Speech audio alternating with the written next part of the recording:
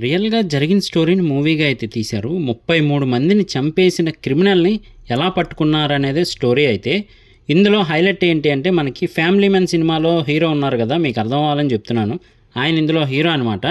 ఇంత crime thriller మూవీని comedy ఓరియెంటెడ్‌గా తీసుకెళ్లారు. అదైతే నెక్స్ట్ లెవెల్ అని చెప్పొచ్చు. నిజానికి ఈ స్టోరీ అంతా మనకి 1970స్, 1980స్ ఆ టైంలో జరిగిందనమాట. ముందు స్టోరీ తెలుసుకుందాం. తర్వాత మూవీ ఎలా ఉందనేది చెప్తాను. స్టోరీ ఏంటి అంటే ఢిల్లీలోని తిహార్ జైలు నుంచి ఒక క్రిమినల్ అయితే తప్పించుకుంటాడు. ఆ క్రిమినల్ ఎవరు అంటే ఇంతకుముందు ఆల్రెడీ 15 ఏళ్ల క్రితం ఈ హీరోనే అరెస్ట్ చేస్తాడనమాట. అరెస్ట్ చేసి జైలుకి పంపిస్తాడు. 15 ఏళ్ల తర్వాత అయితే అతను జైలు నుంచి తప్పించుకుంటాడు. అంటే తప్పించుకోవడం అదే ఫస్ట్ టైం కాదు, చాలాసార్లు తప్పించుకుంటాడు అనమాట.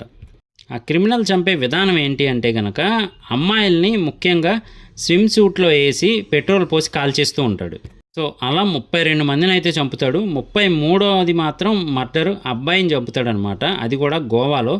సో మొత్తానికి అతన్ని ఎలా హీరో పట్టుకోగలిగాడు, పట్టుకున్న తర్వాత మళ్ళీ జైలు దాకా తీసుకెళ్ళగలిగాడా లేదా, ఈలోగా ఢిల్లీ పోలీసులు మేము ఛేదించాం కాబట్టి అతన్ని మేము అరెస్ట్ చేస్తామంటారు, లేదు మీరు అతన్ని మెయింటైన్ చేయలేరు అన్నట్టయితే చెప్తాడు. తర్వాత గోవా పోలీసులు ఈ కేసు మాది అంటారు. కానీ మొత్తానికైతే మాత్రం ముంబైకే తెచ్చి జైల్లో పెడతారు.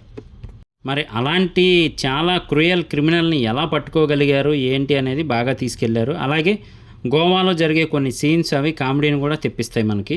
ఇంతకీ మూవీ నేమ్ ఏంటి అంటే కనుక ఇన్స్పెక్టర్ జెండే. మనకి నెట్ఫ్లిక్స్లో అయితే అవైలబుల్గా ఉంది, తెలుగులో ఉంది. ఒకసారి చూడకపోతే చూడడానికి ట్రై చేయండి. అక్కడక్కడైతే స్లోగా వెళ్తున్నట్టు అనిపిస్తుంది, కానీ ఓవరాల్గా మూవీ కొంచెం కామెడీతో పాటు ఒక మంచి క్రైమ్ థ్రిల్లర్ అని చెప్పొచ్చు. ఇది నా రివ్యూ మాత్రమే. చూశాక మీకేమనిపించింది అనేది కింద కామెంట్ చేయడం మర్చిపోకండి. నేను మీ ప్రసాద్, మళ్ళీ నెక్స్ట్ వీడియోలో కలుస్తాను.